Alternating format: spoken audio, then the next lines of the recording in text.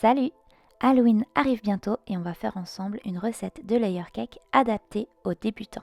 Ce gâteau d'Halloween est composé d'un molly cake au cacao et on va voir la technique, d'un cœur sanglant framboise, ainsi qu'une décoration adaptée aux débutants, effrayante, sanglante mais délicieuse. On commence la recette par le confit de framboise. Ici j'ai pris des framboises surgelées puisqu'évidemment ce n'est plus la saison. Et on aura besoin donc de framboises, de sucre, de jus de citron et de pectine.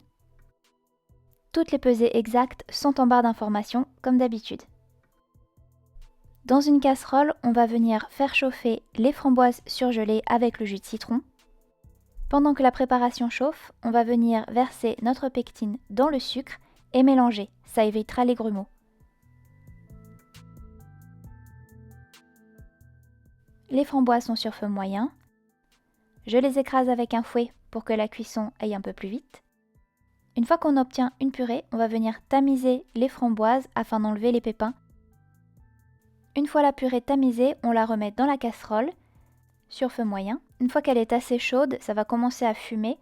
On va pouvoir ajouter le mélange sucre-pectine en pluie, en plusieurs fois, sans cesser de fouetter pour bien l'incorporer.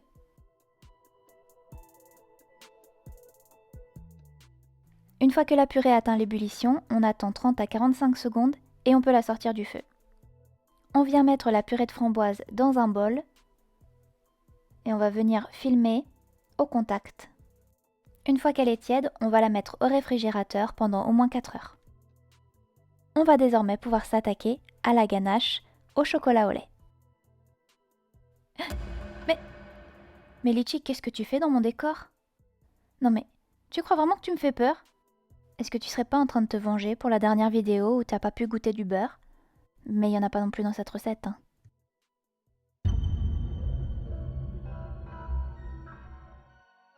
Avant de s'attaquer au molly cake, on va d'abord faire la ganache au chocolat au lait. La ganache va nous servir pour le fourrage, mais également la couverture du gâteau. Pour cela, on fait chauffer au micro-ondes par tranche de 30 secondes notre chocolat et également la crème jusqu'à légère ébullition. On va commencer par verser un premier tiers de crème sur le chocolat en créant une émulsion à la Maryse. La ganache va grainer, c'est normal. On verse le deuxième tiers et on continue de mélanger à la Maryse. La ganache aura déjà une texture bien meilleure. Et enfin, on peut ajouter le dernier tiers, toujours en créant une émulsion, jusqu'à avoir un mélange bien lisse. S'il te reste quelques morceaux de chocolat non fondu, tu peux faire chauffer la ganache 5 à 10 secondes au micro-ondes afin d'avoir un mélange bien homogène, bien lisse et bien fondu. La ganache est prête. Il ne nous reste plus qu'à la filmer au contact et à la laisser au réfrigérateur pendant au moins 1 heure.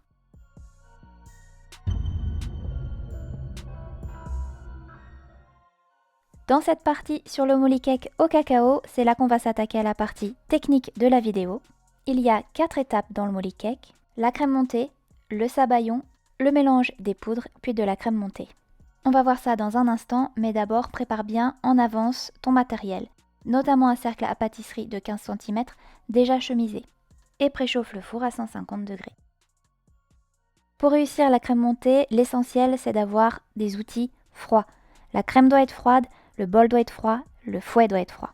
Il te faut évidemment une crème à minimum 30% de matière grasse, au mieux 35%. Et enfin, et surtout, de la patience. Tu dois régler ton fouet à basse vitesse ou vitesse moyenne selon ton robot. Une fois que tu vois que la crème commence à faire des sillons, tu peux augmenter la vitesse du robot. Dès que la crème est montée, c'est-à-dire qu'elle n'est plus liquide, tu peux arrêter le robot, c'est pas la peine de la monter trop ferme. Et maintenant, tu réserves ta crème au réfrigérateur. On passe au sabayon. Dans la cuve du robot, tu mets les œufs et le sucre et tu fouettes jusqu'à ce que le mélange double de volume et blanchisse. Ça dure environ 5 à 10 minutes selon les robots. On passe maintenant au mélange des poudres.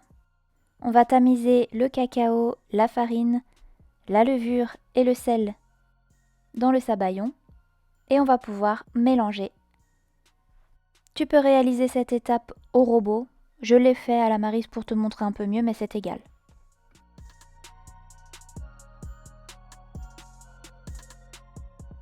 Et on va terminer par mélanger la crème montée à notre préparation précédente. On va d'abord venir prélever un tiers de la crème qu'on va mélanger grossièrement à la maryse. Une fois que la préparation est plus détendue, on va verser le reste de crème. On va mélanger doucement en faisant tourner en même temps le bol. Là encore, il faut être patient, on prend son temps, on va tranquillement et on s'arrête aussitôt que le mélange est homogène. On peut verser la préparation dans le moule et enfourner à 150 degrés pendant 1 heure à 1h10 selon les fours. Évite d'ouvrir la porte du four pendant la cuisson du molly cake. À la sortie du four, on inverse le molly cake et on le pose sur une grille. Une fois qu'il est refroidi, on va pouvoir le couper en 3. À l'aide d'une règle, je fais une marque tous les 2 cm environ, tout autour du molly cake. Et je coupe tout autour à l'aide d'un plateau tournant que je fais simplement tourner le gâteau et je scie.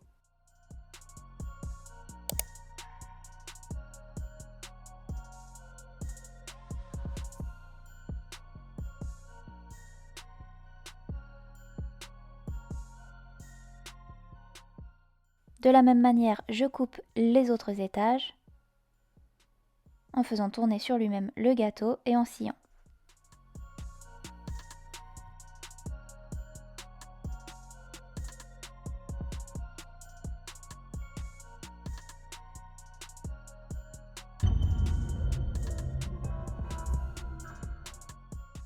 Pour mon gâteau, j'ai voulu faire quelques meringues fantômes et os. Donc pour ça, je mets des blancs d'œufs à température ambiante dans la cuve de mon robot. Encore une fois, j'utilise le fouet à vitesse basse.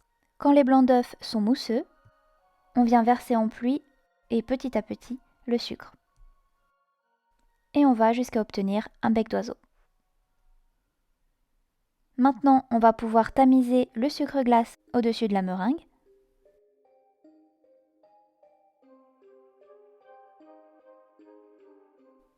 Et avec une maryse, on va venir délicatement mélanger le sucre glace et la meringue ensemble.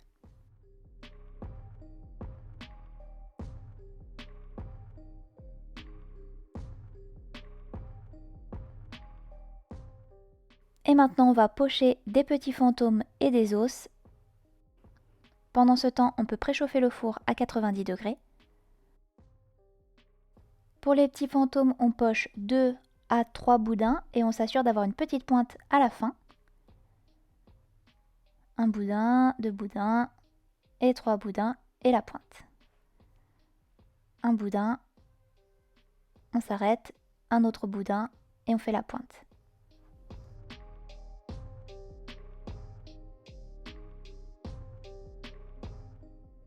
Et maintenant, on va pocher les os comme ceci.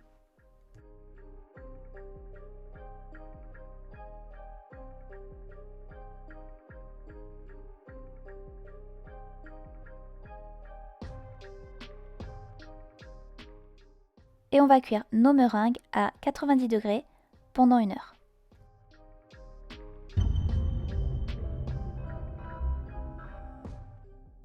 On arrive maintenant à l'assemblage, au montage du gâteau.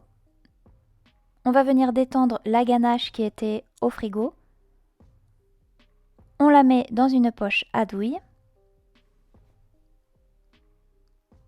On n'oublie pas de venir mettre un petit peu de ganache sur le plateau de présentation pour que le gâteau tienne dessus. On peut commencer à pocher un boudin de ganache autour du gâteau. Cela va éviter aux confits de framboise de s'échapper.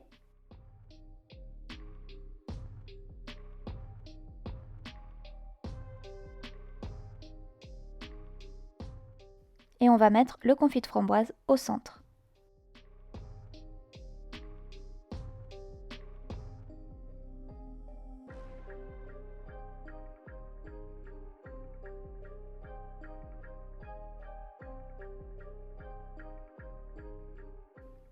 On vient mettre le deuxième gâteau et on poche également 2 boudins de la même manière.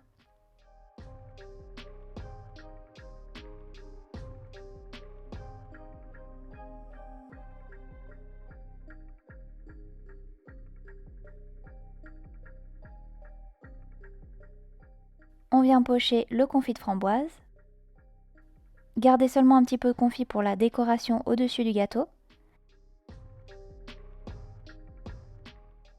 Et on vient mettre le chapeau du gâteau qui est en fait le bas, le dessous du gâteau. On va pocher de la ganache partout sur le gâteau, au-dessus du gâteau et sur les bords.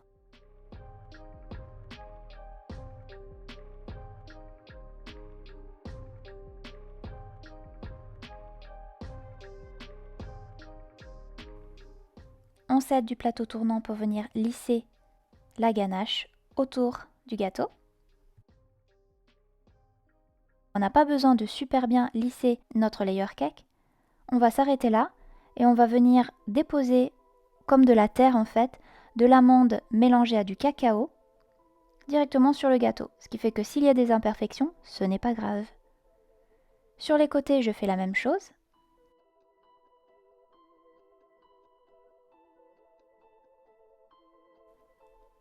Et pour la décoration finale, j'utilise des litchis dans lesquels j'ai mis soit des myrtilles, soit des groseilles. Je les ai piqués les uns avec les autres. Je viens poser du confit de framboise.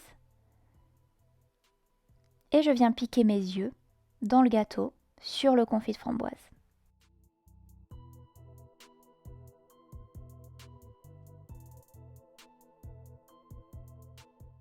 Et je rajoute un petit peu de confit. Je viens piquer mes yeux.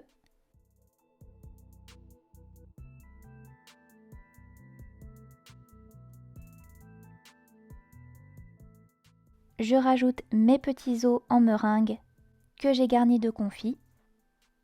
Et autour, je poche du confit sur les bords du gâteau. Et je viens faire comme des petites gouttes pour que ce soit bien dégoulinant.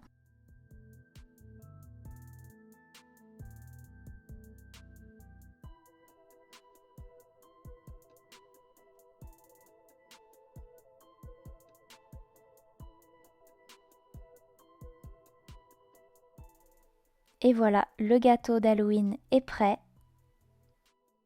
Pour la conservation, laisse-le au réfrigérateur et sors-le 30 minutes avant la dégustation. J'espère que cette recette et cette vidéo t'a plu. Si c'est le cas, n'hésite pas à liker et à t'abonner. Quant à moi, je te retrouve la semaine prochaine pour une nouvelle recette. Ciao!